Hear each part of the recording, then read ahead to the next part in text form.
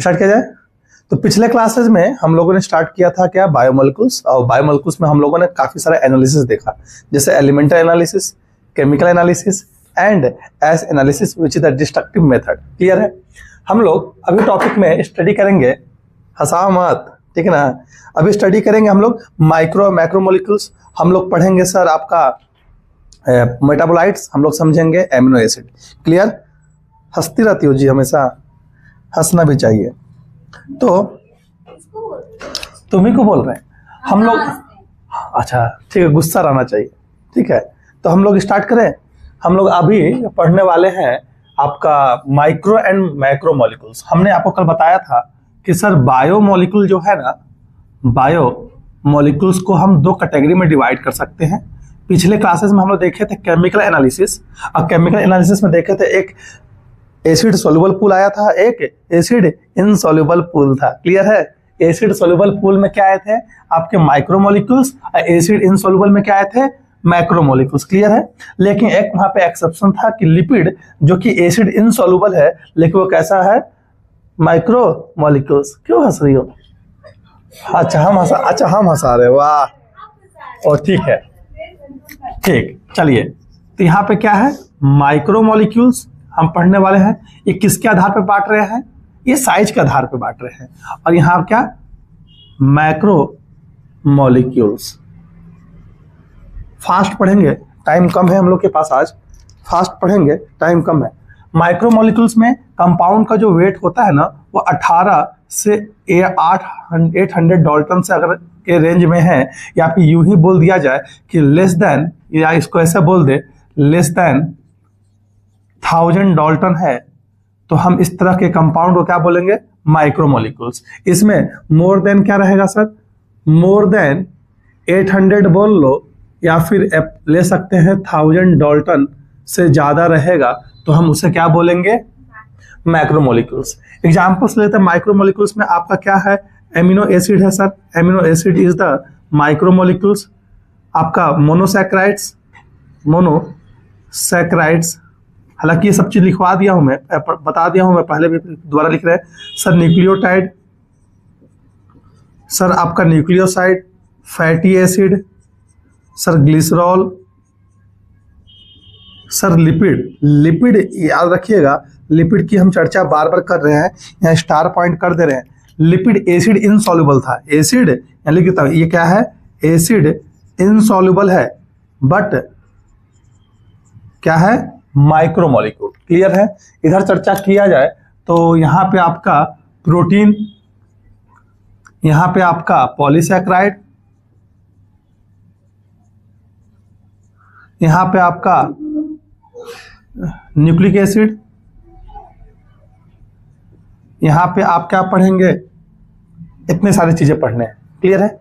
आपका जो चैप्टर है ना, इस चैप्टर को बहुत हम लोग, आपका जो एनसीईआरटी लिखता है वो आगे पीछे करके लिखा हुआ है, लेकिन हम लोग कैसे जाने पढ़ेंगे, जैसे हम जानते हैं कि सर एमिनो एसिड मोनोमर है किसका, प्रोटीन का। मोनोसैकेराइड मोनोमर किसका है, पॉलीसैकेराइड का। न्यूक्लियोटाइड मोनोमर है किसका, न्यूक्लिक एसिड का। ठीक है। फैटी एसिड किसका मोनोमर है, लिपिड का। मतलब हम काफी सारे एमिनो एसिड को जोड़ेंगे तो क्या बनेगा, प्रोटीन। तो आपका बुक टुकड़ों में लिखा हुआ है कि पहले एमिनो एसिड बताया है, फिर मोनोसैकेराइड बताया है, फिर न्यूक्लियोटाइड बताया है, फिर फैटी एसिड, फिर इधर बताया गया आपको अलग अलग। तो हम लोग ऐसे नहीं पढ़ेंगे, हम लोग ऐसे पढ़ेंगे एक साथ। एमिनो एसिड मोनोमर है प्रोटीन का, तो एमिनो एसिड पढ़ेंगे तो प्रोटीन भी खत्म करते हुए चलेंगे। मोनोसैकेराइड पढ़ेंगे तो पॉलीसैकेराइड भी खत्म करते हुए चलेंगे। न्यूक्लियोटाइड पढ़ेंगे तो न्यूक्लिक एसिड भी पढ़ते हुए चलेंगे, खत्म करते हुए चलेंगे। क्लियर है। कोई डाउट है? ये कहानी यहां तक हुई। अब इसी में एक और, शायद हमको स्लाइड ऐसे बना लेना चाहिए था, अच्छा रहता, इरेज नहीं करना पड़ता। जल्दी फोटो लीजिए इसका। तो अब इसके आगे हम लोग क्या पढ़ेंगे, इसके आगे पढ़ने वाले हम लोग मेटाबोलाइट्स। आपका बुक में लिखा गया प्राइमरी और सेकेंडरी आपका मेटाबोलाइट्स, लेकिन मेटाबोलाइट्स पढ़ने से पहले हम लोग सबसे पहले समझ लेंगे मेटाबॉलिज्म। मेटाबॉलिज्म क्या है, मैंने आपको चैप्टर नंबर 1 लिविंग वर्ल्ड में पढ़ाया था कि सर मेटाबॉलिज्म क्या है, sum total all chemical reaction occurring in your body called metabolism.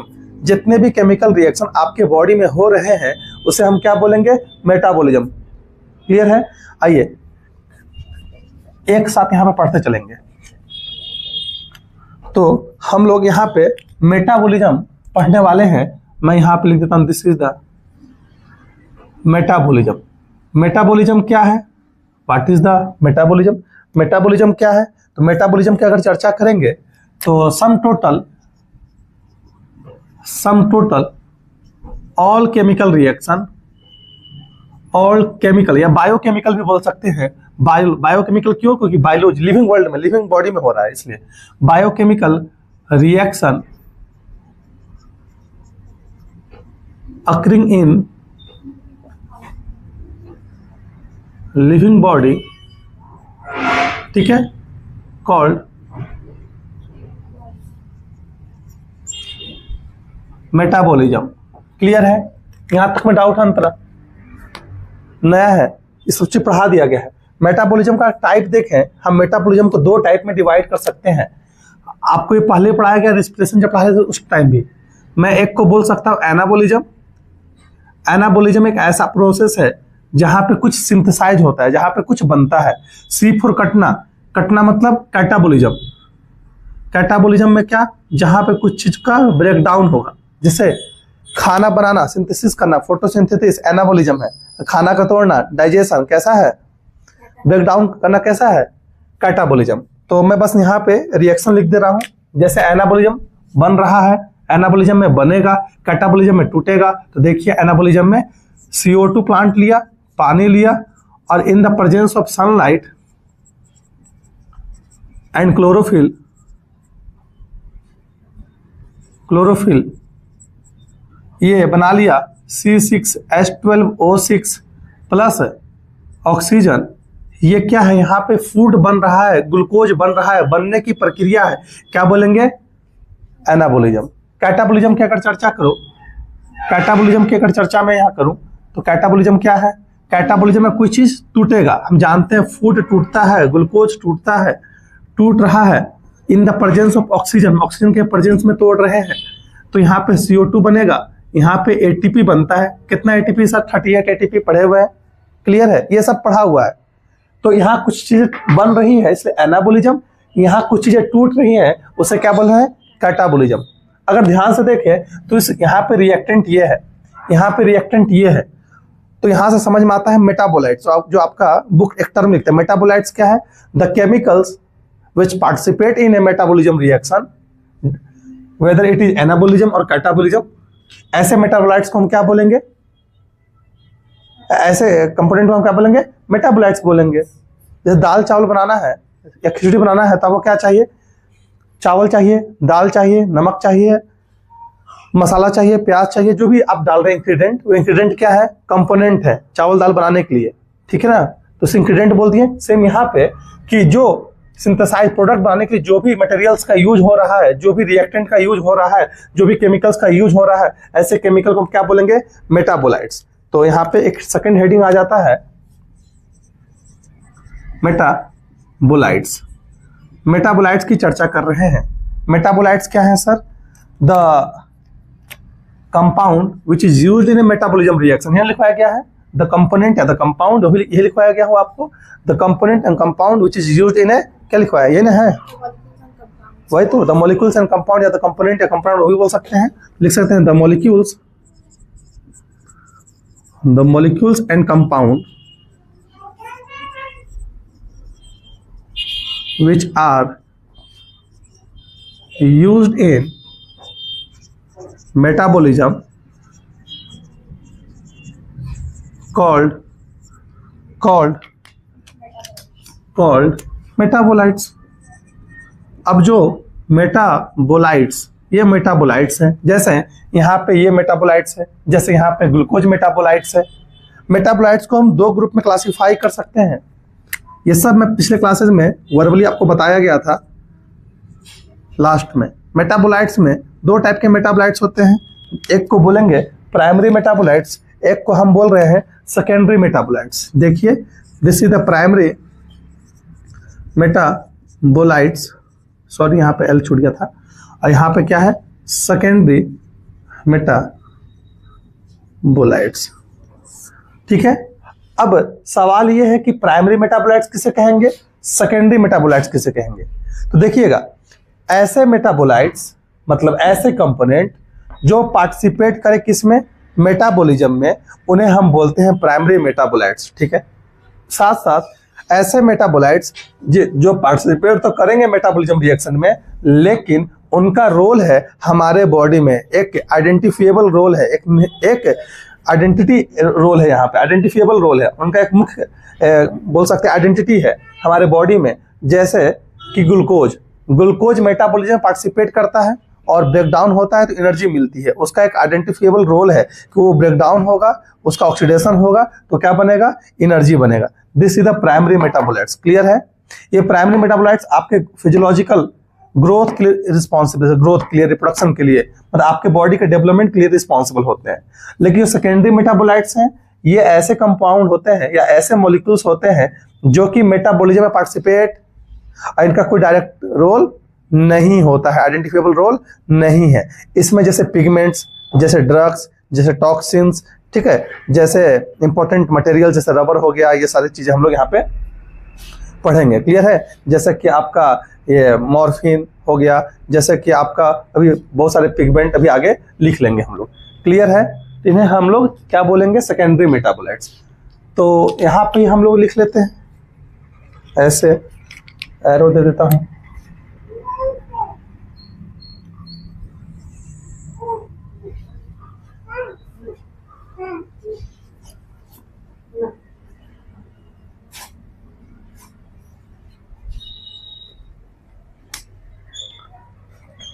तो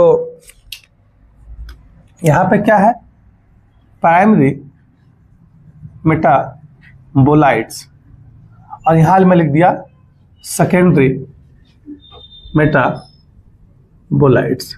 क्लियर? प्राइमरी और सेकेंडरी। मैंने क्या बोला यहाँ पे प्राइमरी मेटाबोलाइट्स में, प्राइमरी मेटाबोलाइट्स कहने का मतलब है कि दे participate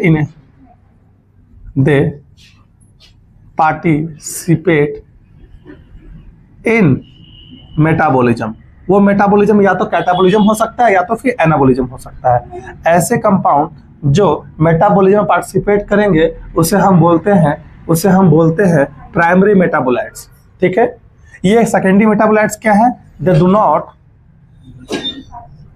do not participate in metabolism. ये मेटाबॉलिज्म पार्टिसिपेट नहीं करेंगे।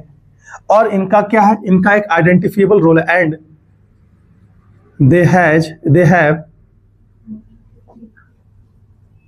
Identifiable role in your body, that is जैसे ग्रोथ में वो हेल्प करेंगे, जैसे कि डेवलपमेंट में आपके हेल्प करेंगे, जैसे कि रिप्रोडक्शन में हेल्प करेंगे, ऐसे बहुत सारे डेवलपमेंट में हेल्प करेंगे। क्लियर है? यहाँ पे ऐसा कोई रोल नहीं है, दे डू नॉट, ये नो आइडेंटिफिएबल रोल, डायरेक्ट लिख देता, नो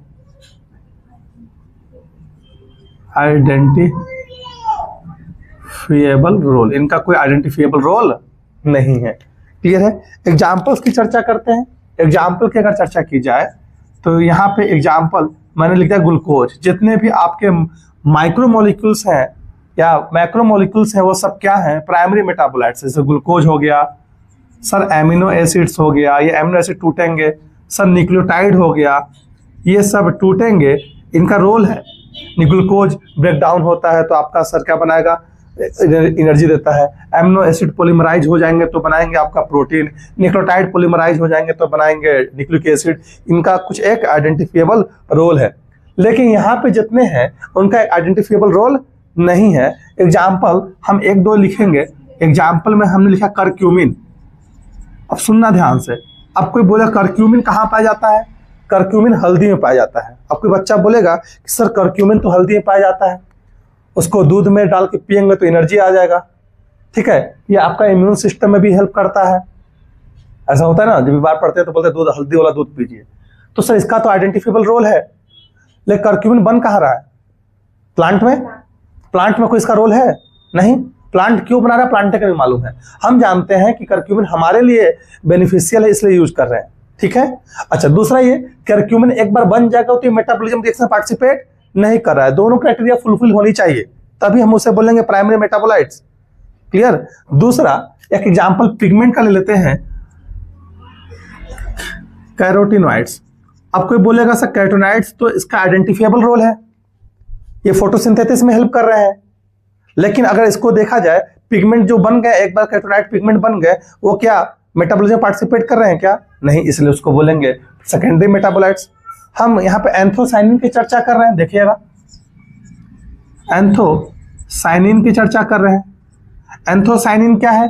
एक तरह का पिगमेंट है जो पत्तियों का या फ्लावर का कलर के लिए रिस्पॉन्सिबल है, ठीक है। लेकिन एक बार एंथोसाइनिन बन जाएगा, उसका एक आइडेंटिफिएबल रोल तो है, दिख रहा है ना कि सर फूल का रंग, पत्ती का रंग के लिए रिस्पॉन्सिबल है, लेकिन ये मेटाबॉलिज्म पार्टिसिपेट नहीं कर रहा है। ये एक बार बन जाएगा तो इसका कोई यूज नहीं है, फर्दर ये किसी मेटाबॉलिज्म में पार्टिसिपेट नहीं कर रहा है, इसलिए इसे क्या बोलेंगे? Secondary metabolites. एक और ले लेते हैं सेल्यूलोज। सर अभी आप बोलोगे सर सेल्यूलोज तो आप पढ़ाए थे, प्लांट का सेल वॉल सेल्यूलोज से मिलकर बना हुआ है। सर सेल वॉल बनाने में हेल्प कर रहा है सेल्यूलोज, तो ये मेटाबॉलिज्म में ये तो प्राइमरी मेटाबोलाइट्स होना चाहिए, लेकिन सेल्यूलोज फर्दर टूटता नहीं है, मेटाबॉलिज्म पार्टिसिपेट नहीं करता है। वो सेल वॉल बनाने में तो हेल्प कर रहा है, लेकिन फर्दर वो ब्रेकडाउन होके कोई इंपॉर्टेंट कंपोनेंट बनाएगा नहीं। तो इसमें आपका नीट में सवाल कहां से आते हैं? आपके बुक में टेबल नंबर शायद 9.4 है ना, शायद 9.4 होना चाहिए, नहीं 9.5, सॉरी 9.5, नहीं 9.5 भी नहीं है,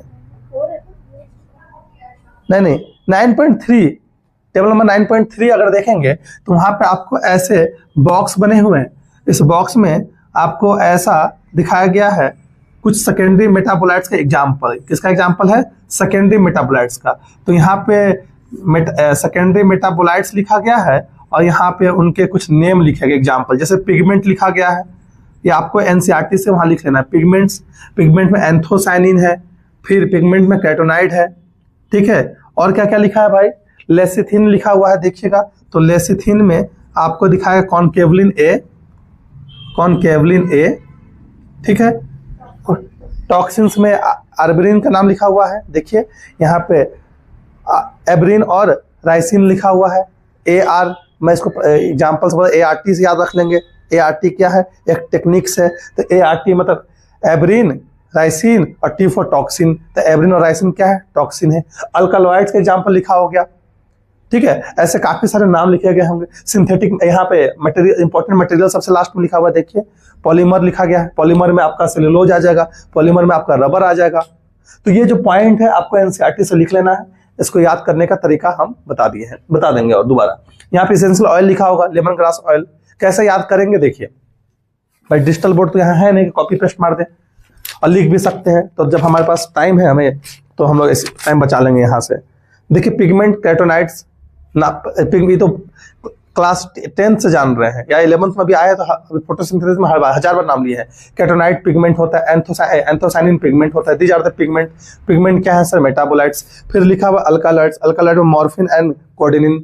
ये आप 12th क्लास में पढ़िएगा, तो ये आपको एक याद करना है, एक यहाँ याद करना है। दूसरा टर्पेनॉइड्स, नाम में ही टर्पेनॉइड्स है तो टर्पिन्स लिखा होगा, देखिए यहाँ पे मोनोटर्पिन, डाइटर्पिन, टर्पिन आ गया तो टर्पेनॉइड्स हो गए, याद करने की आवश्यकता नहीं है। इसेंशियल ऑयल, यहाँ लिखा है लेमन ग्रास ऑयल, ऑयल लिखा हुआ तो मतलब इसेंशियल ऑयल हो गया, क्लियर है, याद करने की आवश्यकता नहीं है। टॉक्सिन्स हम अभी बोले याद करने की आवश्यकता। लेसिथिन, ये कॉनकेवलिन ए, ये भी क्लास 12th में आएगा और इसको हम 1000 बार बताते हैं। जब भी आपका सर्कुलेटरी सिस्टम पढ़ाएंगे तो वहाँ भी इसकी चर्चा करते हैं। ड्रग्स आपको विनब्लास्टिन याद रखना है और करक्यूमिन अभी जस्ट चर्चा किए। पॉलीमेरिक सब्सटेंस, पॉलीमेरिक मतलब पॉलीमर, सर रबर पॉलीमर है, सर सेलुलोज पॉलीमर है, क्लियर? कोई डाउट? ये आपको यहाँ तक याद रखना है। ये आपका यहाँ तक कंप्लीट हो गया है। अब हमारा चैप्टर स्टार्ट हो रहा है जिसका नाम है एमिनो एसिड, क्लियर है? चैप्टर अब डिटेल में आएंगे जिसका नाम है एमिनो एसिड। एमिनो एसिड समझेंगे, उसके बाद क्या समझेंगे? प्रोटीन समझेंगे, उसके बाद क्या समझेंगे? आगे एंजाइम्स, न्यूक्लियोटाइड, ये सब समझते हुए ये चैप्टर को खत्म कर लेंगे। चलिए फोटो लीजिए जल्दी। फास्ट बोला हूं भाई क्योंकि सब पढ़ा दिया गया था।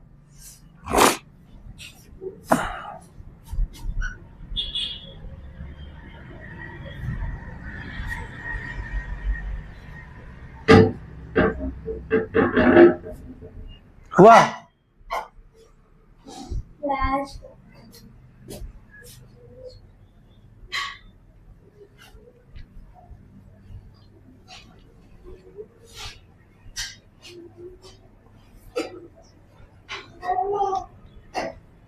हो गया? हुआ जी? हाँ हो गया।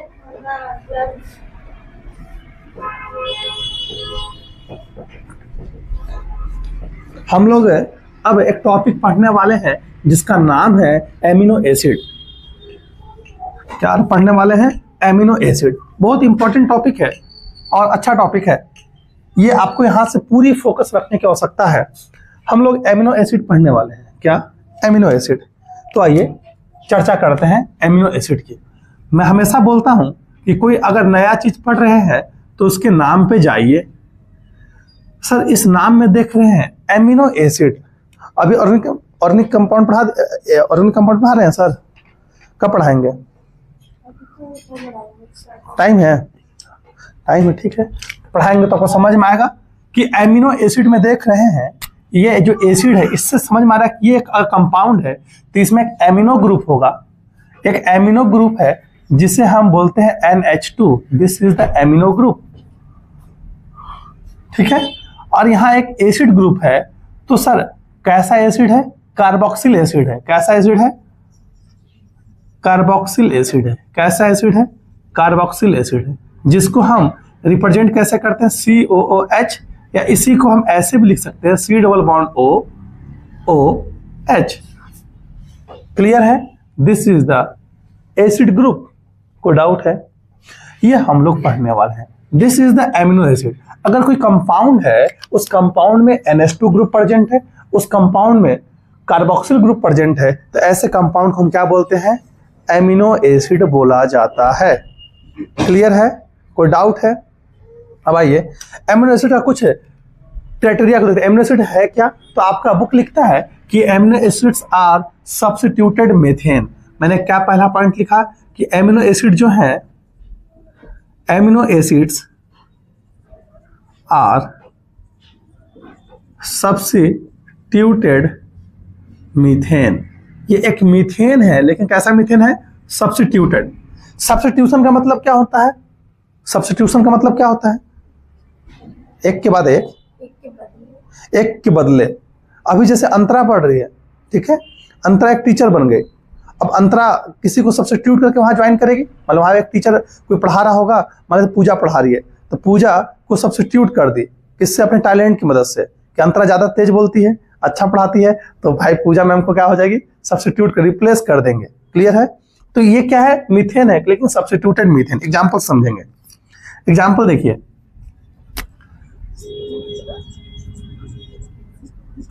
मेरा रिप्लेसमेंट कोई नहीं कर सकता, ठीक है। ये मीथेन है, अनमोल सर कर देंगे क्या? किसी का बस की बात नहीं है मेरा सब्स्टिट्यूशन करना। घमंड नहीं है, ये कॉन्फिडेंस, ठीक है। ये एक मीथेन है। मीथेन में हमने सब्स्टिट्यूट कर दिया। किसको सब्स्टिट्यूट कर दिया? हाइड्रोजन को हम सब्स्टिट्यूट कर देंगे। सब्स्टिट्यूट कर दिए, सब्स्टिट्यूशन किए। किसका सब्स्टिट्यूशन किए? हाइड्रोजन का सब्स्टिट्यूशन किए। मतलब यहाँ पे जो हाइड्रोजन ग्रुप लगे हैं उसको हमने सब्स्टिट्यूट किया। तो यहाँ पे एक स्ट्रक्चर बनेगा जिसका नाम है क्या? जिसका नाम है क्या? जिसका नाम है क्या? Amino acid. कैसे बनेगा देखिए। अब ये कार्बन है, ये उसको देखेंगे ना तो फिर चुप हो जाएगा। एक कार्बन है, इस कार्बन पे एक साइड हमने लगा दिया H ग्रुप। देखना ध्यान से, ये एक साइड H है, हमने एक साइड क्या लगा दिया? एक साइड हमने लगा लिया R ग्रुप। ये सब की चर्चा करेंगे। एक साइड हमने लगाया C=OH एसिड ग्रुप, और एक साइड हमने लगाया NH2 ग्रुप, ठीक है। NH3 भी लिख सकते हैं, देखिएगा NH2। टेंशन नहीं लेना है, सब काम हो जाएगा। क्लियर है? कोई डाउट है? हाँ, और सुन ना भाई, तो टेंशन क्या ले रहे हो? वो आगे आएगा ना। बॉन्डिंग आपका थोड़ा सा इतना थोड़ा केमिस्ट्री मजबूत है। तो ये क्या है? This is the amino acid. ये क्या है? ये आपका जो स्ट्रक्चर बना इसे क्या बोल रहे हैं? Amino acid. ये क्या है? ये है एमिनो एसिड। कैसे सर एमिनो एसिड है? क्योंकि यहाँ पे ये एक देख रहे हैं, यहाँ पे ये एक एमिनो ग्रुप प्रेजेंट है और यहाँ पे एक एसिड ग्रुप प्रेजेंट है, इसलिए इसे क्या बोल रहे हैं? एमिनो एसिड बोल रहे हैं। क्लियर? पहला डाउट क्लियर? अभी टेंशन नहीं लेना, सब आगे समझ में आते चला जाएगा। दूसरा पॉइंट हमने लिखा कि जो एमिनो एसिड्स होते हैं, amino acids are optically active compound. ये कैसे कंपाउंड होते हैं? ऑप्टिकली एक्टिव कंपाउंड होते हैं, एक्सेप्ट ग्लाइसिन।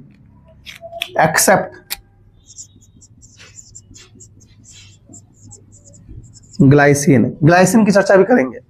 मैंने बोला क्या कि जो एमिनो एसिड होते हैं वो कैसे कंपाउंड होते हैं?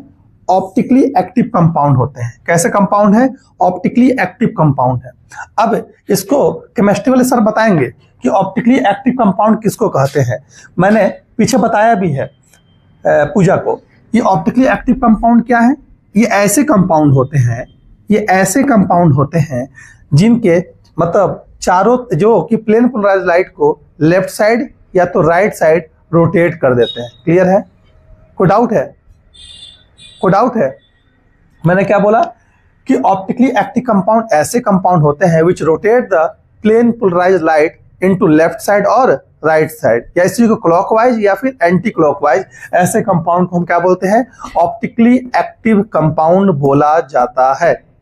क्लियर है? कोई डाउट है? अच्छा, अब आगे बढ़ते हैं। इसको लिखवाने वाला नहीं हूं मैं, वैसे बता दिया हूं मैं बार बार, क्योंकि केमिस्ट्री सर डिटेल में बताएंगे।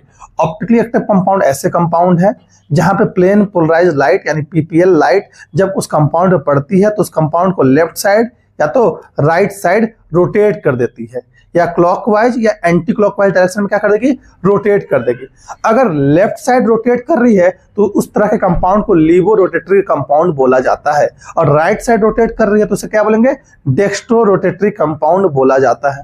तो जितने हमारे पास एमिनो एसिड है, हम जानते हैं 20 टाइप के एमिनो एसिड एक प्रोटीन को बनाते हैं। मतलब हमारे बॉडी में जितने भी प्रोटीन बन रहे हैं वो 20 टाइप के एमिनो एसिड से मिलकर बन रहे हैं।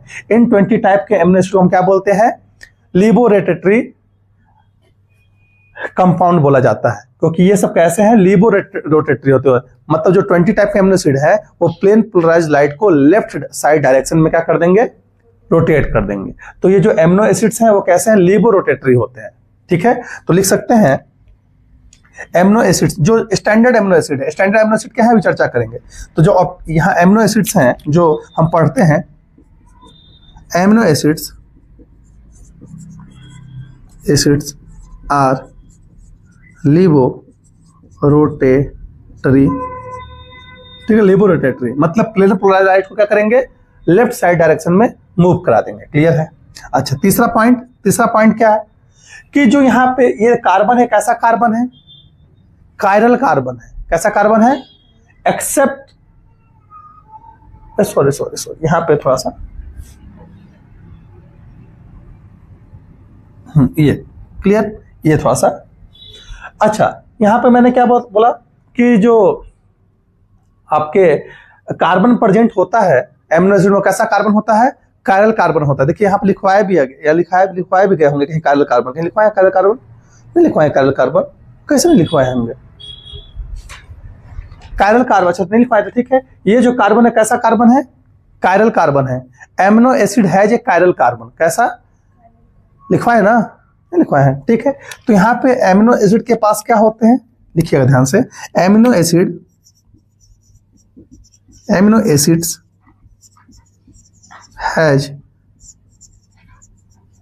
Chiral carbon except glycine. यहां पर थोड़ा गलती से लिखा गया था एक्सेप्ट ग्लाइसिन।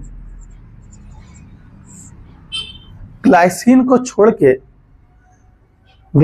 छोड़ के जितने भी कंपाउंड होते हैं उसे बोलते हैं कायरल कंपाउंड। क्लियर है? कोई डाउट है?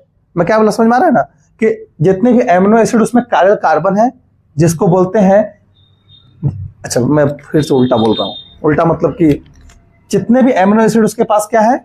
कायरल कार्बन है। अब बात आती है कि सर कायरल कार्बन किसको बोलते हैं? कायरल कार्बन ऐसे कार्बन होते हैं, ऐसे कंपाउंड होते हैं जिनके पास कार्बन के चारों तरफ कैसे सब डिफरेंट टाइप के एटम्स बाउंडेड होंगे। इस तरह के कार्बन क्या बोलेंगे? when carbon is bounded by 4 different type of atom, this type of carbon called chiral carbon। Clear है? अब ऐसे कायरल कार्बन को, ऐसे कायरल कंपाउंड को हम बोलते हैं ऑप्टिकली एक्टिव कंपाउंड। समझ में आ रहा है? ये ऑप्टिकली एक्टिव कंपाउंड क्या है? जितने भी जिनके पास कायरल कार्बन होता है, जो भी कायरल सेंटर जिनके पास होता है, उनको बोलते हैं ऑप्टिकली एक्टिव कंपाउंड। क्लियर? मैंने क्या बोला? एमिनो एसिड के पास कायरल कार्बन होता है एक्सेप्ट ग्लाइसिन। अभी चर्चा कर लेंगे कैसे। कायरल कार्बन कहने का मतलब है द कार्बन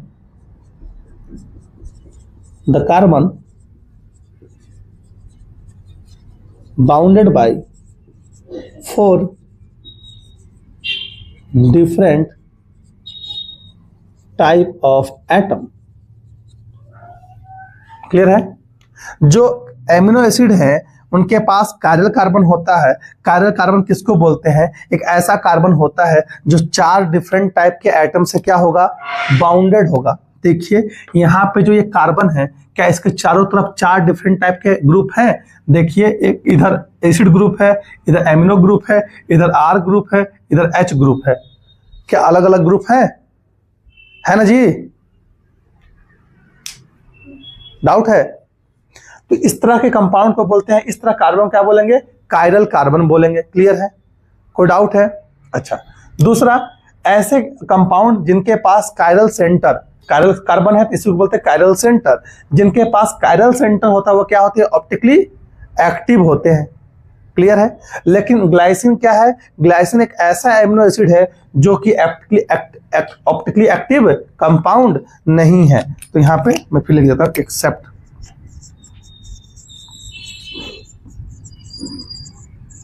क्लियर है? ग्लाइसिन ऑप्टिकली एक्टिव कंपाउंड नहीं है क्योंकि ग्लाइसिन के पास कायरल कार्बन नहीं है। क्यों कायरल कार्बन नहीं है? स्ट्रक्चर भी बनाएंगे। क्लियर है? डाउट है? ठीक, वही तो बोला, अभी जस्ट बोला ना कि यहाँ पे मैं इरेज इसलिए किया था समझाने के लिए। ग्लाइसिन के पास कायरल कार्बन नहीं है, बोला जिसके पास कायरल कार्बन होगा, जिसके पास कायरल सेंटर होगा, वो कैसे कंपाउंड होंगे? मतलब प्लेन पोलराइज्ड लाइट को रोटेट कर सकते हैं। तो ग्लाइसिन कैसा है? ऑप्टिकली एक्टिव कंपाउंड नहीं है। क्लियर है? कोई डाउट है? हाँ, जो कायरल कार्बन होगा जिसके पास, वही ऑप्टिकली एक्टिव होता है। जिसके पास पेन होगा वही परीक्षा पास होगा। इसके पास पेन है which is the chiral carbon, और जिसके पास पेन होगा वही एक्टिव ऑप्टिकली एक्टिव कंपाउंड होगा। क्लियर है? मैंने क्या बोला कि एमिनो एसिड के पास कायरल कार्बन होता है। कायरल कार्बन किसको बोलेंगे? जिनके पास 4 अलग अलग ग्रुप से बॉन्डेड है। क्लियर है? जिनके पास कायरल कार्बन होगा वो ऑप्टिकली एक्टिव होता है। तो एमिनो एसिड लिखा ऑप्टिकली एक्टिव है। क्यों? क्योंकि एमिनो एसिड के पास क्या होता है? कायरल कार्बन होता है एक्सेप्ट ग्लाइसिन। समझ में आया बातें? समझ में आई बातें? कोई डाउट है? अच्छा, आगे बढ़ते हैं।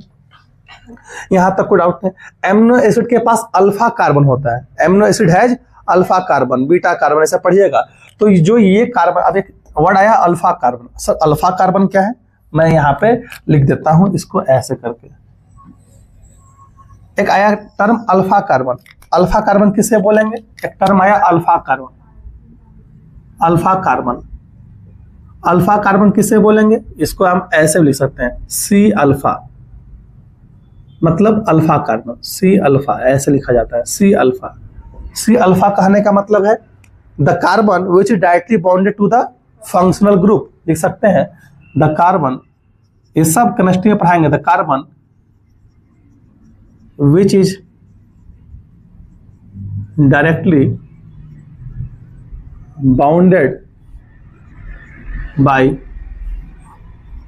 Functional group. ऐसा कार्बन जो कि डायरेक्टली किससे अटैच्ड है? Functional group. हमारा यहाँ पे ये कार्बन है और फंक्शनल ग्रुप क्या है? एक ये है और एक NH2 है, एक सी एसिड ग्रुप है, एक एमिनो ग्रुप है। तो यहाँ पे फंक्शनल ग्रुप को लिख देते हैं दैट इज हम एमिनो एसिड पढ़ने इसलिए लिख रहे हैं दैट इज एमिनो ग्रुप या फिर एसिड ग्रुप। ये एक फंक्शनल ग्रुप है। तो ऐसा कार्बन जो कि इससे अटैच्ड हो या डायरेक्टली इससे अटैच्ड हो, उसे क्या बोलेंगे? अल्फा कार्बन बोलेंगे। क्लियर है? यहाँ पे एग्जांपल दे देता हूं यही को। देखिए कार्बन है और यहाँ पे कार्बन जो है ना वो एक ऐसा कार्बन है सी अल्फा। ये सी अल्फा कार्बन है, ये अल्फा कार्बन। क्यों? क्योंकि एक साइड यहाँ क्या अटैच्ड है? एसिड ग्रुप अटैच्ड है और ये डायरेक्टली किससे अटैच्ड है? फंक्शनल ग्रुप से। देखिए NH2, यहाँ पे ये R ग्रुप और यहाँ पे ये क्या है? H प्रेजेंट है। ठीक है, कोई डाउट है? अब ये जो R ग्रुप है ना, अलग अलग एमिनो एसिड के लिए क्या हो सकता है? अलग अलग हो सकता है।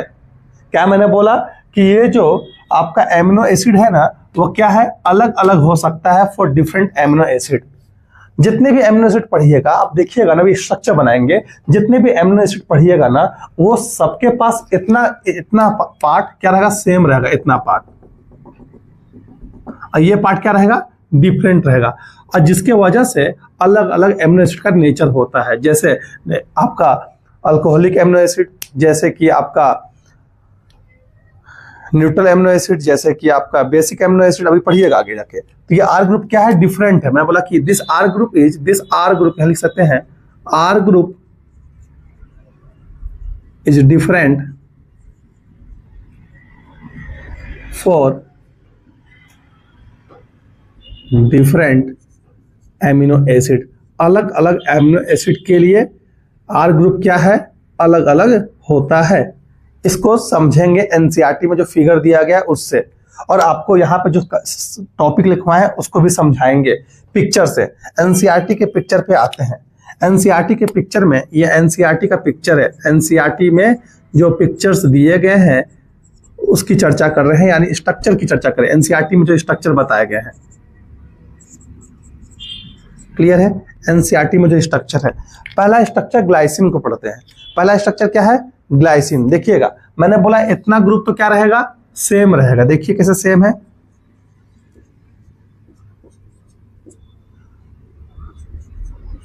ठीक है, यहाँ आर ग्रुप डिफरेंट रहेगा। दूसरा स्ट्रक्चर एलिलिन का आपका बुक में बना गया है, ये देखिए। और तीसरा किसका बना है पूजा? ग्लाइसिन, एलिलिन और सेरीन। सेरीन का बना है ना, ग्लाइसिन, एलिलिन और सेरीन। सेरीन में देखेंगे, सेरीन में भी यही ग्रुप आपको सेम रहेंगे। अभी आप देख रहे हैं कि हम तीन तरह के एमिनो एसिड बनाने की चर्चा कर रहे हैं, और तीनों तरह के एमिनो एसिड में हमने ये कॉमन बताया। ये तीनों में क्या है? कॉमन है। आर ग्रुप सब में क्या है? डिफरेंट है। समझ में आ रही है बातें? आर ग्रुप सब में क्या है? डिफरेंट है। यहाँ पे आर ग्रुप में क्या लिख सकते हैं? H लिख सकते हैं। यहाँ पे आर ग्रुप में हमने लिखा CH3, यहाँ पे आर ग्रुप में लिखा CH2OH। This is the alcoholic amino acid. ये स्ट्रक्चर याद करना पड़ेगा। ग्लाइसिन सबसे सिंपलेस्ट एमिनो एसिड होता है। इसके पास कोई कार्बन नहीं है। ये ऑप्टिकली इनएक्टिव कंपाउंड है। कोई कार्बन है क्या इसके पास? कार्बन कैसे होगा? जब यहाँ पे चारों डिफरेंट कार्बन प्रेजेंट होना चाहिए, ये लिखवाया गया है। तो यहाँ देखिए चारों नहीं ना है, यहाँ 2 H हो गया। तो ये क्या है? ये इसका नाम है, इसका नाम क्या है?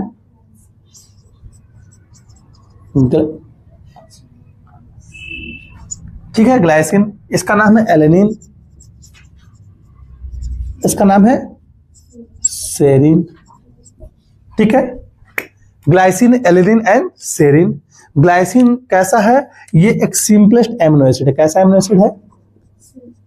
सिंपलेस्ट एमिनो एसिड है। ये कैसा एमिनो एसिड है? अल्कोहलिक एमिनो एसिड है। ALCHO अल्कोहलिक एमिनो एसिड है। ये कैसा एमिनो एसिड है? अल्कोहलिक एमिनो एसिड है, क्योंकि यहाँ पे अल्कोहल ग्रुप प्रेजेंट है। याद कैसे करेंगे? सबसे पहले ये सब में कॉमन है, ऊपर वाला कॉमन दिखा दिए। सबसे सिंपल क्या लगा सकते हैं? आर ग्रुप में H लगा सकते हैं। सबसे सिंपल एलिमेंट क्या है? H है। H जोड़ दिए तो ग्लाइसिन। उसके बाद मिथाइल ग्रुप जोड़ दीजिए, CH3 मिथाइल ग्रुप है, जोड़ दिए। अब मिथाइल ग्रुप में क्या जोड़ देना है? OH जोड़ देना है। तो OH कैसे जुटेगा? एक यहाँ से हाइड्रोजन हटेगा, क्योंकि 3 कार्बन यहाँ बन बना रहा है हाइड्रोजन के साथ, एक यहाँ 4, तो यहाँ पे 1 हटेगा तो 2 और 1 3 और 1 OH ग्रुप आके यहाँ पे जुड़ गया। तो ये क्या हो गया? अल्कोहलिक एमिनो एसिड हो गया। क्लियर है? चलिए फोटो लीजिए। हाँ, तो क्यों लिखेंगे? मत लिख, तो ऐसा कोई मतलब नहीं है, ये तो नॉर्मल है ना। आप देख सकते हैं यहाँ पे आर ग्रुप मिथाइल है, ठीक है, लो लिखिए। यहाँ पे आर ग्रुप अल्कोहलिक है, ये तो नॉर्मल है। क्लियर?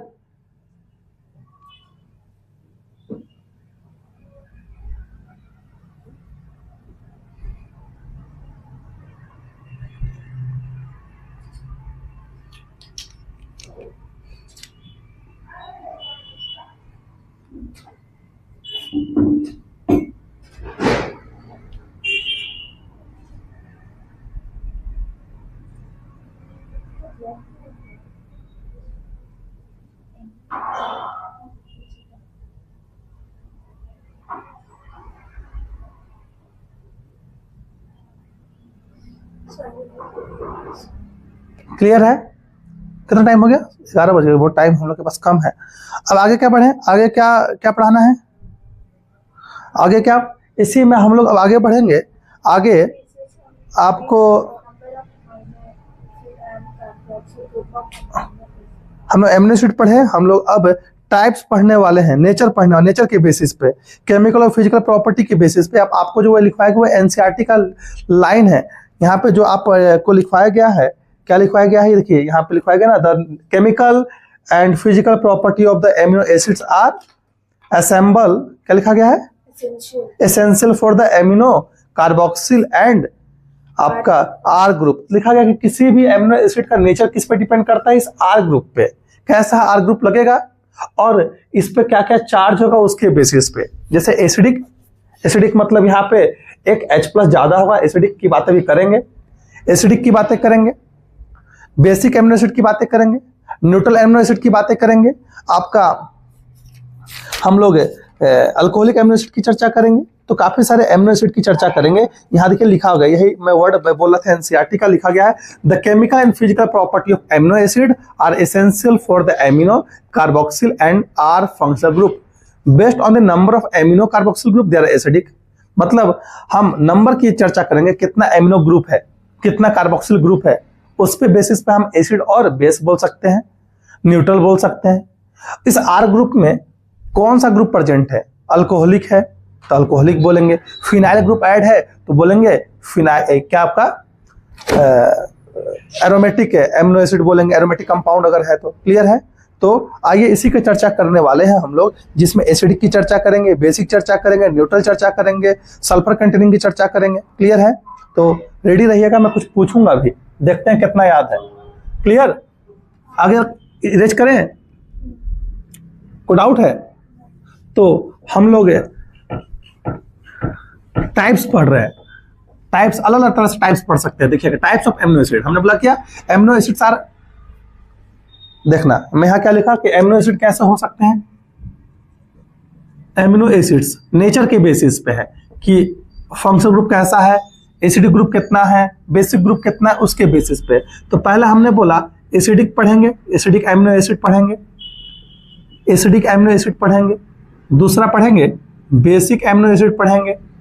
जहां जहां हमें लगेगा कि हमें यहाँ बताना है पिक्चर, तो वहां पिक्चर बताएंगे। एसिडिक पढ़ेंगे, बेसिक पढ़ेंगे, न्यूट्रल पढ़ेंगे, न्यूट्रल एमिनो एसिड पढ़ेंगे। उसके बाद क्या पढ़ेंगे? एरोमेटिक की जगह अल्कोहलिक यहाँ पर लिख सकते हैं, अल्कोहलिक पढ़ेंगे, अल्कोहलिक एमिनो एसिड पढ़ेंगे। फिर उसके बाद आपका एरोमेटिक पढ़ेंगे। ठीक है, क्या पढ़ेंगे? एरोमेटिक पढ़ेंगे, एरोमेटिक एमिनो एसिड पढ़ेंगे। सबका नाम जो जानना है और आपको पिक्चर याद हो जाता है तो अच्छी बात है। और तीसरा लास्ट पढ़ेंगे सल्फर कंटेनिंग। कैसे याद होगा? नाम आ जाता है, सल्फर कंटेनिंग एमिनो एसिड। देखिए क्लियर है? क्या हुआ? अच्छा अच्छा, ठीक है। एमिनो एसिड एसिडिक में देखिए नाम है, दो को है, ग्लूटामेटिक एसिड और एस्पार्टिक एसिड। ये नाम ही है, नाम में एसिड लगा हुआ है, तो कैसा एमिनो एसिड हो गया? Acidic amino acid. तो पहला मैंने बोला एस्पार्टिक एसिड, नाम ही है एस्पार्टिक एसिड, और ग्लूटामिक एसिड, नाम में एसिड लगा हुआ है तो क्या हो गया? Amino acid. बेसिक की चर्चा करेंगे तो आपको डीएनए पैकेजिंग पढ़ाया जाएगा क्लास 12th में, तो वहां पे बताएंगे जब डीएनए पैकेजिंग होता है वहां पर लाइसिन और आर्जिनिन एमिनो एसिड है जो कि हिस्टोन प्रोटीन बनाने में हेल्प करते हैं। तो लाइसिन और आर्जिनिन कैसे हो गए? आर्जिनिन आप पढ़ाइएगा, लाइसिन और आर्जिनिन कैसे हैं? बेसिक एमिनो एसिड है।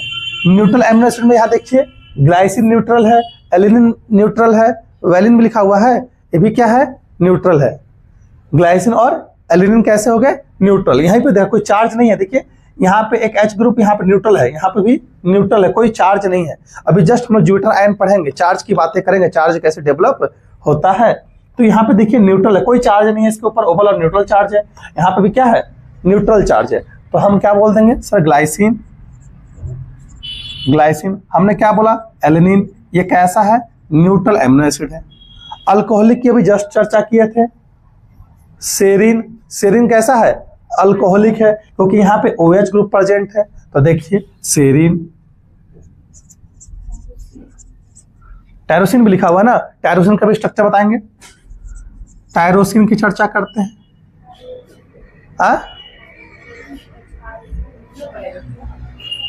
छोड़ दीजिए सर, मत करिए, साफ ही दिख रहा है। हाँ क्या बोल रहे हैं?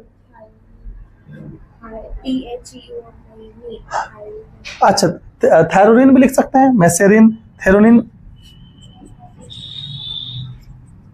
ठीक है।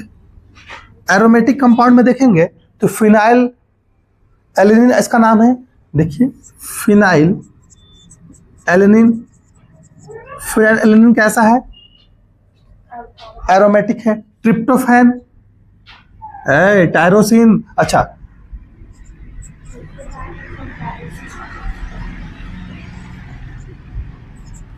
ट्रिप्टोफैन ये भी कैसा है? एरोमेटिक है। टायरोसिन भी लिखा होगा, टायरोसिन अल्कोहलिक में भी लिखा हुआ है ना, टायरोसिन यहां भी लिखा हुआ है। क्यों? अभी चर्चा करेंगे। टायरोसिन का स्ट्रक्चर देखेंगे ना तो स्ट्रक्चर में आपको समझ में आ जाएगा। सल्फर कंटेनिंग में सिस्टीन है, मेथोनिन है, ये सल्फर कंटेनिंग है, तो अक्सर याद हो जाता है cystine, CYSTINE, cystine and methionine, ये आपको याद रख लेना। ये ऐसे कुछ नाम है। अब स्ट्रक्चर पे आते हैं, कुछ कुछ स्ट्रक्चर पढ़ेंगे, सबका स्ट्रक्चर नहीं पढ़ाऊंगा, बताने वाला हूँ, और सबका स्ट्रक्चर जानना भी नहीं है आपके लेवल तक। हम एक फिनाइल एलेनिन के स्ट्रक्चर की चर्चा कर रहे हैं, क्योंकि यहाँ पे एलेनिन के स्ट्रक्चर बनाया गया है। क्लियर है? तो एलेनिन से हम लोग फिनाइल एलेनिन का स्ट्रक्चर बना सकते हैं। देखिएगा कैसे। आपको 3 स्ट्रक्चर याद है, क्योंकि ये ना क्लास 12th में पढ़िएगा, ये ना क्लास 12th में पढ़िएगा, तो शायद स्ट्रक्चर पूछ दे, तो जितने के स्ट्रक्चर हमें लगता है ये पूछ देगा उसका स्ट्रक्चर बना देते हैं। एलेनिन का स्ट्रक्चर में देख रहे हैं CH3 है, नाम क्या पड़ा? Phenyl alanine. फिनाइल एनिलीन, इसमें फिनाइल ग्रुप बस जोड़ दीजिए। क्या जोड़ दीजिए? तो देखिए एनिलीन में हम क्या कर दिए? फिनाइल ग्रुप जोड़ दिए हैं। देखना ध्यान से, एनिलीन में हमने क्या कर दिया? फिनाइल ग्रुप जोड़ दिया। एलिनीन में हमने क्या कर दिया? एलिनीन में हमने क्या जोड़ दिया? फिनाइल ग्रुप जोड़ दिया। एलिनीन में हमने क्या जोड़ दिया? फिनाइल ग्रुप जोड़ दिया। फिनाइल ग्रुप देखिए कैसे, ये CH2 था ना, हम यहां से एक कार्बन को हाइड्रोजन को हटाएं CH2, और यहां पे देखिए एक फिनाइल ग्रुप आके यहां पे ऐड कर दिए। This is the phenyl group, this is the phenyl alanine. Net पे देख सकते हैं स्ट्रक्चर, इसका बुक में नहीं दिया गया है। इसका नाम है क्या? Phenyl alanine. फिनाइल एलेनिन इसका नाम है।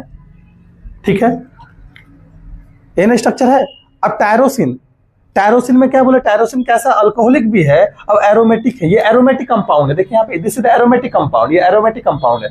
केमिस्ट्री वाले सर आपको एरोमेटिक कंपाउंड, एलिफेटिक कंपाउंड बताएंगे। अब टायरोसिन का स्ट्रक्चर देखेंगे, टायरोसिन में कुछ नहीं करना है, बस यहाँ पे एक OH जोड़ देना है। देखो टायरोसिन का स्ट्रक्चर,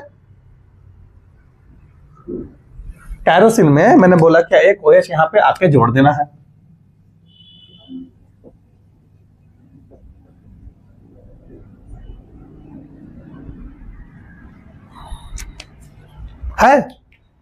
CH2 फिर फिनाइल ग्रुप, नीचे OH ग्रुप। देखिए यहाँ पे CH2, यहाँ पे फिनाइल ग्रुप, और फिर यहाँ पे एक OH लग गया है। OH लगा है तो अल्कोहलिक ग्रुप है, और इसी का नाम है टायरोसिन।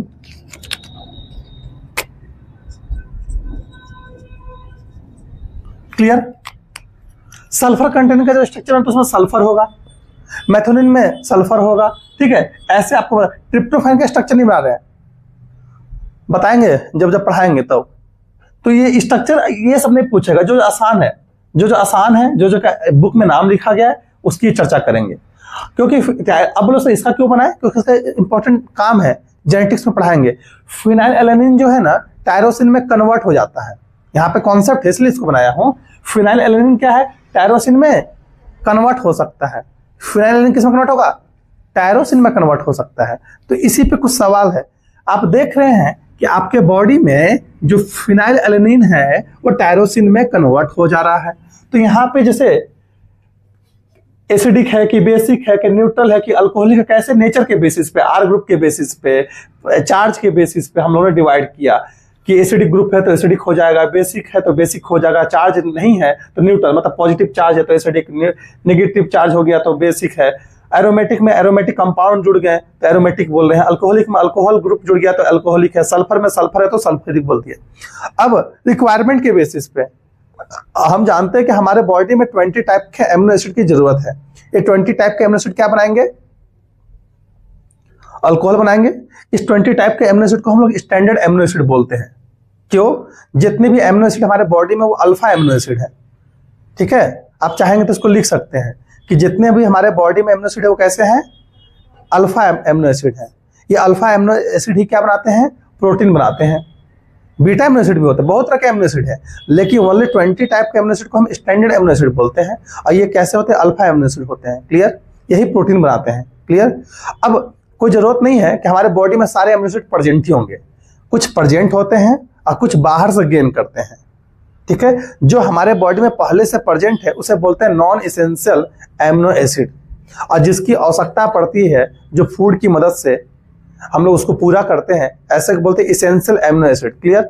इसेंशियल समझ रहे हैं? इसेंशियल कहने का मतलब यह है जिनकी रिक्वायरमेंट है, जरूरत है, बॉडी में पहले से बन नहीं रहे। हमारे बॉडी में कुछ एमिनो एसिड बनते रहते हैं। जैसे देखिए टायरोसिन, टायरोसिन हम भोजन से प्राप्त नहीं करते हैं। फिनाइल एलेनिन टूटेगा तो क्या बनाता है? टायरोसिन कैसा हो गया? नॉन इसेंशियल एमिनो एसिड हो गया। फिनाइल एलेनिन कैसा हो गया? इसेंशियल है। इसको ये बॉडी में बनेगा नहीं, इसकी आवश्यकता है भोजन से, भोजन में खाएंगे तो आपको फिनाइल एलेनिन मिल जाता है। और टायरोसिन क्या है? नॉन इसेंशियल है। देखिए लिखवाया होगा फिनाइल एलेनिन, देखिए इसे इसेंशियल में लिखवाया गया होगा और नॉन इसेंशियल में क्या लिखवाया गया? टायरोसिन। आगे madam,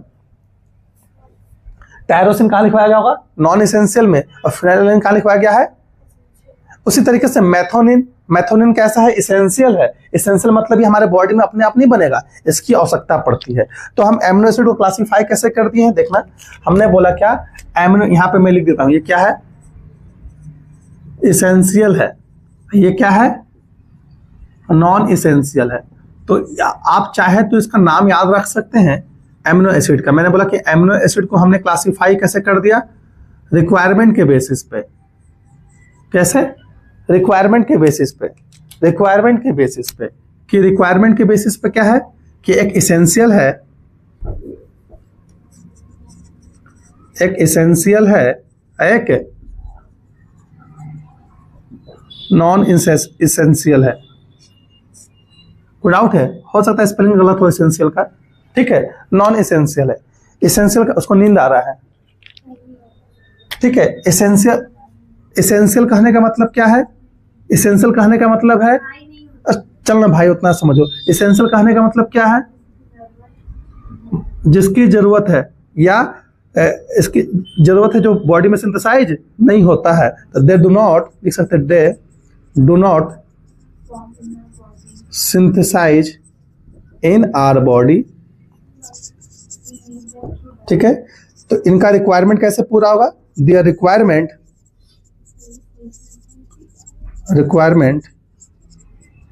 is fulfilled by diet. इसको हम डाइट से पूरा कर रहे हैं, डाइट से, भोजन से पूरा कर रहे हैं, इसलिए एसेंशियल है। और नॉन एसेंशियल क्या? जिनकी आवश्यकता नहीं है, बॉडी में खुद बन जा रहे हैं। भाई जैसे कमी होगी उसी को ना खोजेंगे, तो यहाँ पे दे डू नॉट सिंथेसाइज लिख सकते हैं।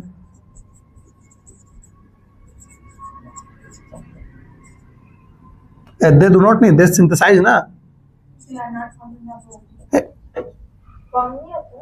ये सिंथेसाइज होगा ना वर्ड, ये नॉन एसेंशियल पढ़ रहे हैं। दे सिंथेसाइज इन बॉडी, ये बॉडी में सिंथेसाइज हो जा रहे हैं। जैसे टायरोसिन, फिनाइल एलेनिन टूटता है तो क्या बनाता है? यहां लिख देता हूं। चलो इसी चीज को अब यहाँ पे और आगे बढ़ाते हैं कि ये बॉडी में टूटता है in the presence of enzyme called phenyl alanine hydroxylase. ठीक है, क्या नाम क्या है इसका? किस एंजाइम के प्रेजेंस में टूटेगा? Phenyl alanine hydroxylase.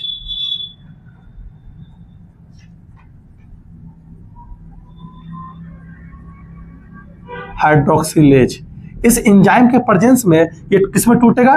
टायरोसिन में टूटेगा। क्लियर है? अगर नहीं टूटा तो क्या होगा? नहीं टूटेगा तो कई तरह की बीमारी देखने को मिलेगा, जैसे मेंटल डिसऑर्डर देखने को मिलेगा, स्किन पिगमेंटेशन देखने को मिलेगा, मेलानिन की मात्रा कम हो जाएगा बॉडी में, थायराइड ग्लैंड की दिक्कतें हो जाएंगी क्योंकि tyrosine is the precursor of thyroxine hormone, thyroxine की प्रॉब्लम हो जाएगा। इसके अगर ये नहीं टूटेगा तो इसका ये टूटेगा नहीं तो ये बॉडी में ज्यादा हो जाएगा, इसकी मात्रा बढ़ जाएगी। बढ़ने का कारण क्या हो जाएगा? कीटोनोरिया हो जाएगा, सुसु में कीटोन बॉडी निकलेगा। तो इसी की तरह से बीमारी, इस बीमारी को बोलते हैं इनबॉर्न एरर ऑफ मेटाबॉलिज्म, जिसमें फिनाइलएलेनिन की मात्रा बढ़ जाती है और फिनाइलएलेनिन कन्वर्ट हो जाता है काफी सारे डेरिवेटिव में, जिसको बोलते हैं phenyl pyruvate and it's derivative. ये क्लास 12 में पढ़ना है। क्लियर है? मैंने क्या बोला? ये एसेंशियल क्या है जो बॉडी में बनेगा, नॉन एसेंशियल क्या है जो बॉडी में बनेगा, और एसेंशियल क्या है जो बॉडी में नहीं बनेगा। क्लियर है? एग्जाम्पल चलिए बोलिए तो एग्जाम्पल देखते हैं कितने हैं। मिथायोनिन, मिथायोनिन, फिर थायरोनिन, हिस्टाडीन, वैलिन। नहीं पढ़ पा रहे हैं का जी? Phenylalanine, phenylalanine, isoleucine, चलिए, ट्रिप्टोफैन, ट्रिप्टोफैन होगा, लाइसिन होगा, ट्रिप्टोफैन, लाइसिन है, ल्यूसिन है। क्लियर है? These are the essential amino acid जो कि हमारे बॉडी में नहीं बनते हैं। क्लियर है? डाइट से पूरा करते हैं, और जो ये बॉडी में बनते हैं तो इनमें ये लगभग 10 गो है। कितने? क्लियर है? देखिए गिनिएगा, 1 2 3 4 5 6 7 8 9, 9 एक और होता है, 10 होता है। जो बच्चे होते हैं बच्चे में 8 ही पाया जाता है। क्लियर है? बाकी जो रेस्ट बच जाएगा, रेस्ट क्या हो जाएंगे? नॉन इसेंशियल हो जाएंगे। तो आपको बस एक याद रखना है कि आप या तो इसेंशियल याद रखो या तो नॉन इसेंशियल याद रखो, जनरली पूछेगा नहीं नीट में। क्लियर है? ये कहानी हो गया एमिनो एसिड का। चलिए आगे बढ़िए, जल्दी लीजिए फोटो।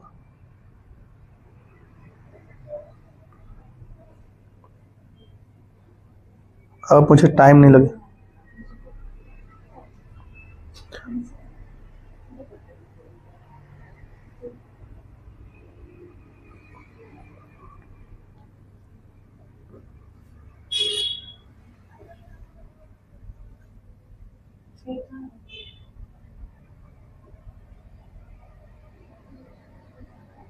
हो गया?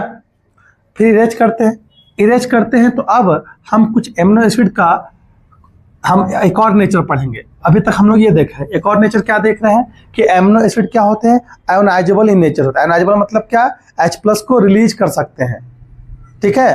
तो देखना, इसी के बेसिस पे उससे प्लस चार्ज, नेगेटिव चार्ज आते हैं, न्यूट्रल चार्ज होता है, ये pH डिपेंडेंट होता है। मैंने क्या बोला कि एमिनो एसिड्स क्या होते हैं? Amino acid are ionizable in nature, are ionizable in nature. Ionizable मतलब क्या? It releases H+।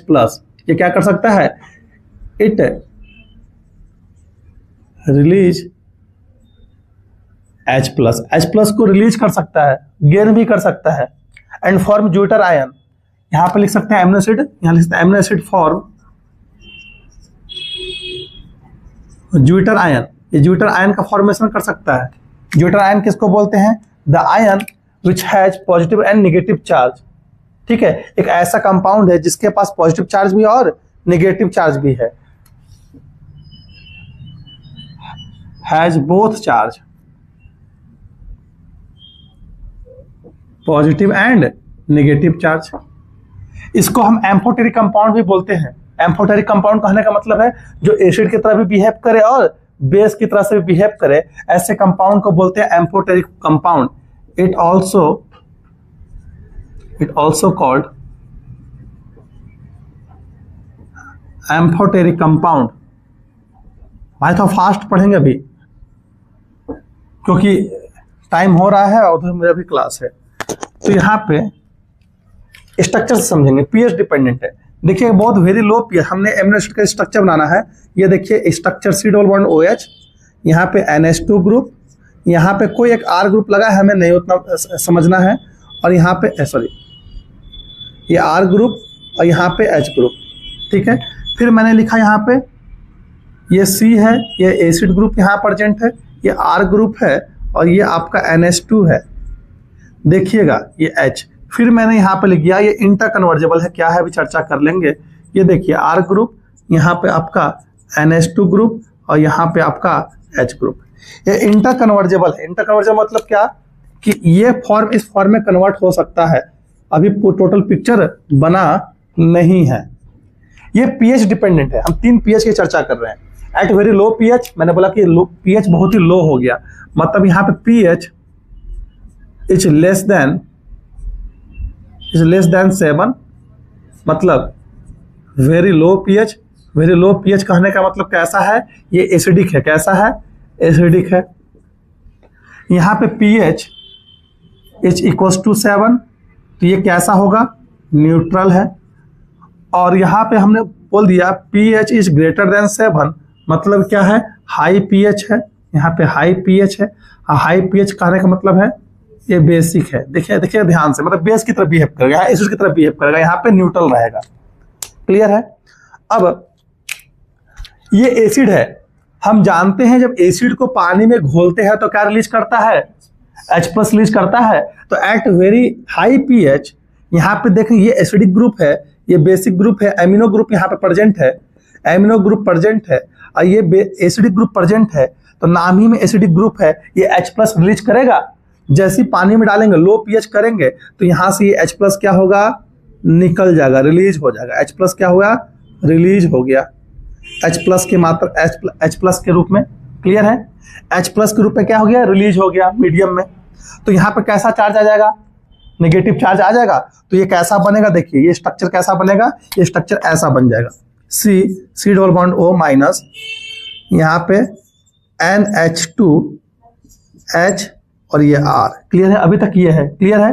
तो ऐसा चार्ज, मतलब ये एक H+ रिलीज कर सकता है, तो ओवरऑल कैसा चार्ज इसके पास आया, निगेटिव चार्ज आया। तो कैसा चार्ज आया, नेगेटिव चार्ज आया। कब कंडीशन में, एसिडिक कंडीशन में। तो ये यहाँ पे ओवरऑल कैसा चार्ज है, निगेटिव चार्ज है। कब, जब कंडीशन कैसा है, एसिडिक कंडीशन है, एसिडिक कंडीशन में। क्लियर है, देख रहे हैं ना। अब इसके बाद क्या देख रहे हैं कि ये पॉजिटिव निगेटिव चार्ज है। अब ये जो चार्ज H+ जो रिलीज किया है वो H+ कौन ले सकता है, NH2। क्यों NH2 लेगा, देखिएगा ध्यान से, ये कोई बताएगा नहीं मास्टर, सब रटवा के भाग जाएगा। नाइट्रोजन कितना बॉन्ड बना सकता है, 3। एक बॉन्ड कार्बन के साथ बनाया है, 2 बॉन्ड हाइड्रोजन के साथ बना लिया। ठीक है। इसके पास आउटर मोस्ट शेल में कितने इलेक्ट्रॉन होते हैं, 5 इलेक्ट्रॉन होते हैं। 5 में 3 चले गए किसमें, बॉन्ड बनाने में, 2 बच गए। ये लोन पेयर बचे हैं। क्या है ये, this is the lone pair. Lone pair बचा है। लोन पेयर किसी को डोनेट कर सकता है बॉन्ड बनाने के लिए। लोन पेयर किसको डोनेट किया, H+ को, क्योंकि H+ के पास 2 इलेक्ट्रॉन की कमी है। तो ये 2 इलेक्ट्रॉन कौन ले लेगा, H+ ले लेगा। एक कैसे, एक हाइड्रोजन के पास H+ है, 2 की कमी है, तो ये कहा किसको डोनेट कर सकता है, H+ को। तो जो H+ वो किसके पास आके बॉन्ड बना लेगा, लोन पेयर के साथ। देखिए ये H+ क्या हुआ, यहां से जो H+ था, ये H+ यहां से निकला, तो यहाँ पे देखिए, यहाँ पे माइनस चार्ज था, अभी देखिएगा ध्यान से, निकला तो कैसा चार्ज हो गया, माइनस चार्ज हो गया, नेगेटिव चार्ज। अब जो ये H+ था वो H+ कहाँ आ सकता है, इसके पास आ सकता है। देखिए मैं यहाँ से दिखा दे रहा हूँ इस तरीके से, इसके पास आ सकता है। कैसे आएगा, यहाँ पे कहानी बता दिया। आएगा तो इसके पास एक पॉजिटिव चार्ज डेवलप हो जाएगा, तो स्ट्रक्चर देखो कैसा बनेगा। स्ट्रक्चर देखिए, C double bond O negative यहाँ पे है, निगेटिव को भी दिखा देंगे। यहाँ पे R ग्रुप है, यहाँ पे एक और आएगा तो NH NH3 हो गया। जैसे NH3 होगा तो यहाँ पे एक H प्लस आया है, तो यहाँ पे एक पॉजिटिव चार्ज आ गया और यहाँ पे निगेटिव चार्ज।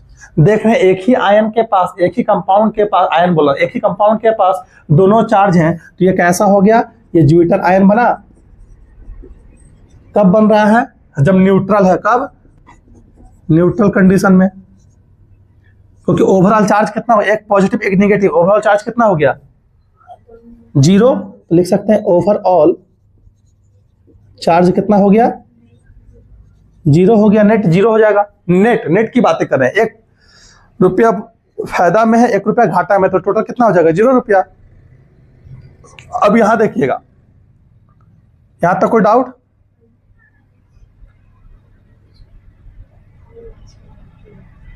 क्या हो गया, कोई बात है? अब एट वेरी एसिडिक पीएच की बेसिक पीएच की चर्चा हो रही है, तो यहाँ पे पॉजिटिव चार्ज आ जाएगा, क्योंकि ये जो H प्लस रिलीज कर रहा है मीडियम में बहुत ज्यादा। क्या कोई डाउट है, कोई डाउट है? अब हो सकता है कि ये H प्लस यहाँ से बार बार इसको देता जाए, तो यहाँ पे तो एक पॉजिटिव चार्ज डेवलप हो जाएगा ना।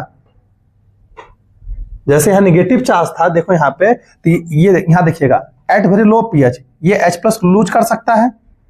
क्लियर है? ये H प्लस गेन कर सकता है कि नहीं कर सकता है? कर सकता है ना। जैसे यहाँ लूज किया तो इसके पास क्षमता क्या है H प्लस गेन करने के लिए, ये एक H प्लस गेन कर सकता है एमिनो ग्रुप, ये एक H प्लस गेन कर सकता है कि नहीं कर सकता है? इधर खड़ा हो, ये H प्लस गेन कर सकता है कि नहीं कर सकता है? क्योंकि लोन पेयर इसके पास है, तो इसके पास कैपेबिलिटी है एक H प्लस क्या करने की, एक H प्लस गेन करने की कैपेसिटी है। जब बेसिक कंडीशन है, बहुत हाई पीएच है, पीएच हाई है, तो ये H प्लस लूज नहीं करेगा, इसके पास कैपेसिटी होगा एक H प्लस गेन करने का। तो स्ट्रक्चर देखो ऐसा बन जाएगा, एक H प्लस जब गेन करेगा तो क्या होगा, गेन करेगा तो कैसा होगा NH3, और जैसे NH3 आएगा तो इसके ऊपर एक पॉजिटिव चार्ज डेवलप हो जाएगा। तो यहाँ पे ये कब है, बेसिक कंडीशन में है। बेसिक कंडीशन में इसके पास कितने चार्ज है, एक चार्ज है, लेकिन कैसा है, पॉजिटिव चार्ज। यहाँ चार्ज कितना है, निगेटिव, यहाँ चार्ज कितना है, पॉजिटिव।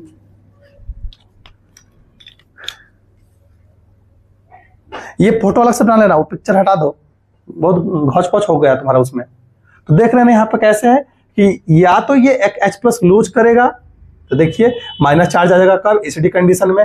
इस H प्लस को ये ले सकता है, तो एक H प्लस लेगा तो एक निगेटिव भी आया, एक पॉजिटिव भी आया। कब, जब न्यूट्रल की बातें हो रही है। लेकिन बेसिक कंडीशन में ये H प्लस लिया तो और क्या हो जा रहा है, पॉजिटिव चार्ज इसके ऊपर डेवलप हो जा रहा है, जिसके कारण ये H प्लस एक पॉजिटिव देखने को मिल रहा है। क्लियर है? At very high pH. Photo ले लीजिए।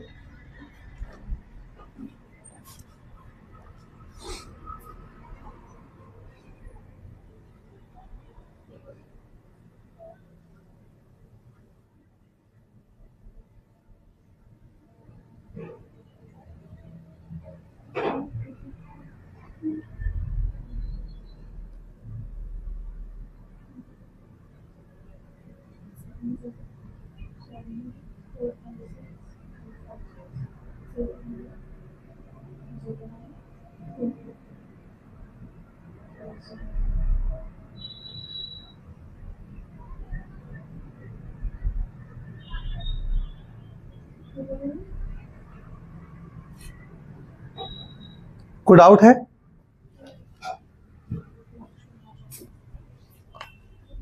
आगे क्या पढ़ना है? हम लोग पेप्टाइड बॉन्ड फॉर्मेशन पढ़ेंगे। क्या पढ़ने वाले हैं?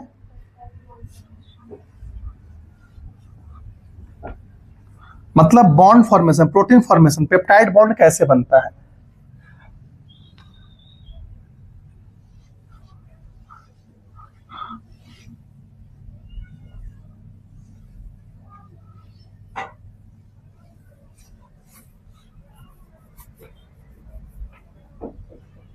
हम लोग क्या पढ़ने वाले हैं, पेप्टाइड बॉन्ड फॉर्मेशन। क्या पढ़ने वाले हैं, पेप्टाइड बॉन्ड फॉर्मेशन। मतलब पेप्टाइड बॉन्ड बनेगा तो क्या होगा, एसिड बनेगा। पेप्टाइड बॉन्ड फॉर्मेशन कैसे समझिएगा, देखिएगा, एक ये एमिनो एसिड है, एक ये एमिनो एसिड है, एक ये एमिनो एसिड है, मैं इसको A1 A2 A3, इनके बीच में क्या बनेगा, इनके बीच में बॉन्ड बनेगा, इनके बीच में बॉन्ड बनेगा। इसी बॉन्ड को क्या बोलते हैं, पेप्टाइड बॉन्ड। मतलब एक एमिनो एसिड और दूसरे एमिनो एसिड के बीच में जो बॉन्ड बने उसे क्या बोलेंगे, पेप्टाइड बॉन्ड बोलेंगे। क्लियर है? कैसे बन रहा है देखिएगा, मैं स्ट्रक्चर बना रहा हूं पहले ग्लाइसिन का। ये देखिए C double bond OH H H NH2। हम इधर बना लेते हैं एक एलेनिन, दूसरा एमिनो एसिड है एलेनिन का, देखिए CCOH H NH2 NHH ऐसे दिखा दिया, या फिर इसी को ऐसे दिखा देता हूं NH2 को। देखिए NH2 है 2H और यहाँ पे CH3। क्लियर है? कोई डाउट है? अब यहाँ पे क्या होगा, दोनों के बीच में से पानी निकलेगा। जब बॉन्ड बनाएंगे तो देखिए यहाँ से पानी निकल जाएगा, पानी निकला, यहाँ पे एक OH, यहाँ से एक H, H2O निकला, यहाँ से H2O बाहर निकल गया। H2O बाहर निकलेगा तो यहाँ पे देखिए बॉन्ड बनेगा, जो ये लाइन है ये बॉर्डर बॉन्ड बन गया ना, बना ना बॉन्ड। देखो कैसे बॉन्ड बनेगा, कैसा दिखाई देगा, रिजल्ट क्या आएगा सर, ये C तो ऐसे ही रह गया, ये H इस C है, और यहाँ पे जो ये O है, ये O को ऐसे लिखेंगे, ये ना O था, ये ना ऐसा O होगा। कोई डाउट है? क्या समझ में आ रहा है ना? हम इसको ऐसे लिख दिए हैं, क्या लिख दिया ऐसा, यहाँ पे ये OH था, OH यहाँ से गायब हो गया, ये OH को हम अलग प्लस दिखाएंगे, यहाँ पे OH था, OH यहाँ पे गायब हो गया, ये बॉन्ड बना किसके साथ सर, नाइट्रोजन के साथ। तो क्या H था, H वहां से गायब हो गया, क्या बचेगा, नाइट्रोजन। सर यहाँ पे हाइड्रोजन ऐसे ही था, ये C, ये H, ये COOH, ये CH3, और यहाँ पे क्या है, यहाँ पे H, ये दिस इज द NH। तो ये क्या है, ये कैसा बॉन्ड बना, this is the peptide bond. ये कौन सा बॉन्ड है, पेप्टाइड बॉन्ड बना, इसे क्या बोलेंगे, this is the peptide bond. इसी पेप्टाइड को हम लोग दूसरे भाषा में डाई पेप्टाइड बॉन्ड भी बोलते हैं। क्या बोलते हैं, डाई पेप्टाइड बॉन्ड भी बोला जाता है। क्यों, दो एमिनो एसिड के बीच का बॉन्ड बन रहा है तो क्या बोलेंगे, डाई पेप्टाइड बोलेंगे। दो एमिनो एसिड के बीच में बन रहा है तो उसे क्या बोलेंगे, डाई पेप्टाइड बोला जाएगा। क्या बोला जाएगा, डाई पेप्टाइड बोला जाएगा। दो एमिनो एसिड के बीच का बॉन्ड बन रहा है उसे क्या बोलेंगे, डाई पेप्टाइड बॉन्ड बोल रहे हैं। तीन एमिनो एसिड के बीच में बनेगा तो क्या बोलेंगे, ट्राई पेप्टाइड बोला जाएगा। चार एमिनो एसिड के बीच में बोलेंगे तो टेट्रा पेप्टाइड बोला जाएगा। बच्चे कई बार कंफ्यूज होते हैं, सोचते हैं कि यार डाई पेप्टाइड मतलब दो पेप्टाइड बॉन्ड ना, एक ही पेप्टाइड बॉन्ड, मतलब एक बॉन्ड रहेगा उसे बोल रहे हैं डाई पेप्टाइड। कहने का मतलब है दो इसके बीच के बॉन्ड बन रहा है उसे क्या बोलेंगे, डाई पेप्टाइड बॉन्ड बोला जाएगा। ये क्या बन गया। अब ऐसे काफी सारे एमिनो एसिड बने जो एक साथ जुड़ेंगे तो क्या बनाएंगे, प्रोटीन बनाएंगे। क्लियर है। तो प्रोटीन क्या है, प्रोटीन है heteropolymer, heteropolymer of amino acid. ये अलग अलग एमिनो एसिड, देखना यहाँ पे एक एमिनो एसिड 1 है, यहाँ एमिनो एसिड 2 है, ये आपका एलिनिन है, ये आपका ग्लाइसिन है। ऐसे काफी सारे एमिनो एसिड आपस में ऐड होते हैं डिफरेंट डिफरेंट टाइप के, तो क्या उसे हेट्रोपॉलीमर बोल सकते हैं। अलग अलग है ना, ऐसा नहीं है कि एमिनो एसिड में ये ए सब सेम टाइप के एमिनो एसिड ऐसे अटैच हो। यहाँ A1 A2 A3 A4 ये अलग अलग एमिनो एसिड है, ये अलग अलग एमिनो एसिड बॉन्ड बना रहे हैं, इसको क्या बोलेंगे, हेट्रोपॉलीमर। हेट्रो मतलब डिफरेंट, पॉलीमर मतलब मोनोमर मिलकर क्या बना रहे हैं, पॉलीमर का फॉर्मेशन कर रहे हैं। तो एमिनो एसिड क्या है, यहाँ पे लिख सकते हैं एमिनो एसिड आर हेट्रोपॉलीमर। तो लिख सकते हैं यहाँ पे protein is the heteropolymer of amino acid. क्या है, हेट्रोपॉलीमर है। किसका सर, एमिनो एसिड का हेट्रोपॉलीमर है। ये हेट्रोपॉलीमर है, क्या है, हेट्रोपॉलीमर है। C डबल बॉन्ड कितना है? कहाँ, ये ना, क्यों नहीं बनाएंगे, वही तो तब से पूछ रहा था। क्या मैं इसको ऐसे लिख सकता हूं, यहां ध्यान से देखो, मैं इसी चीज को दोबारा बना रहा हूं। एक बोल रहा था तो मुंह नहीं पोड़ रहे थे। यहां देखिए CH ये C डबल बॉन्ड OH ऐसे लिख सकते हैं। एसिड ग्रुप ऐसे नहीं लिख सकते, ऐसे लिखेंगे। एसिड ग्रुप है, यहाँ पे NH2, ये H। अरे भैया इसको, ये इस स्ट्रक्चर को शुरुआत में ही बताते, इसको ऐसे भी तो लिख सकते हैं। यहाँ पे, फिर यहाँ पे H है, फिर ये N है, फिर ये H है, फिर ये C है, फिर H, फिर CH3, फिर C डबल बॉन्ड OH ऐसे लिख दिया। लो, यहाँ से पानी निकालना है, पानी हमने यहाँ से निकाला तो क्या बनेगा? C double bond O, C, H, H, NH2, यहाँ पे बॉन्ड बना, this is the peptide bond, यहाँ पे N, H, C, H, CH3, C double bond O, OH। Bond बन रहा किसके बीच में? This peptide bond is form between the glycine and alanine. तो इसको लिख देते हैं, ये बॉन्ड किसके बीच में बन रहा है? ग्लाइसिन के बीच में बन रहा है और एलेनिन के बीच में बन रहा है।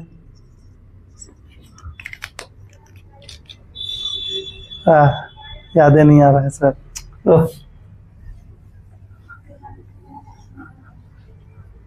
क्लियर? तो ये क्या हुआ? ये पेप्टाइड बॉन्ड बनाया, कैसे बना दिख रहा है? ये हेट्रोपॉलीमर है। प्रोटीन क्या होगा? हेट्रोपॉलीमर। ऐसे काफी सारे एमिनो एसिड मिलेंगे तो क्या बनाएंगे? पॉलीमर बनेगा। किसका सर? एमिनो एसिड का। कैसे एमिनो एसिड का? अलग अलग तरह के एमिनो एसिड का। इसलिए क्या बोल रहे हैं? प्रोटीन क्या है? हेट्रोपॉलीमर है। क्लियर है? अब जो ये प्रोटीन बनेगा इसको बोलते हैं linear protein, primary level of protein, जो कल पढ़ाएंगे। टाइम नहीं है, टाइम खत्म हो गया है और उधर क्लास है। अच्छा रुको, क्लास रिशेड्यूल हुआ, रुकना देख लेते हैं। एक मिनट, क्लास रिशेड्यूल हुआ है, देख लेते हैं। मैसेज अभी आया है नहीं? किस्मत अच्छा है, तुम लोग का छुट्टी है।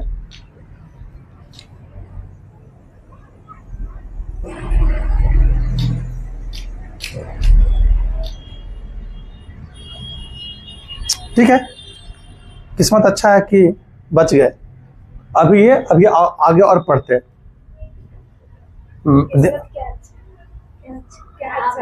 अच्छा है, क्लास कम करा लगा ना। तो भाई मेंटली फिट हो क्या ही है एकदम। वो तो है ही, रोजे रहती है। मेंटली फिट हो क्या है कि 3 घंटा पढ़ा सकते हैं? हो 1 घंटा क्लास है तो इसका मतलब 1 घंटा नहीं, 1 घंटा में बढ़िया से नहीं पढ़े आपको लग रहा है। ठीक है, ओवर करें। कल हम लोग इसी क्लास को, हो सकता है आज ही क्लास लग जाए, सेकंड क्लास। कब? क्या कब? कितने बजे? तो 5 बजे हम क्लास लगा देते हैं। तो तुम्हारा भी लगेगा, दोबारा इसको पढ़ाएंगे। क्या कि 2 बजे उधर से, हो सकता है 2 बजे भी आके पढ़ा के चले जाए। यहीं बैठे रह जाते हैं, 12 तो बज गया है, 2 बजे फिर नहीं पढ़ा देंगे। ठीक है, ओवर।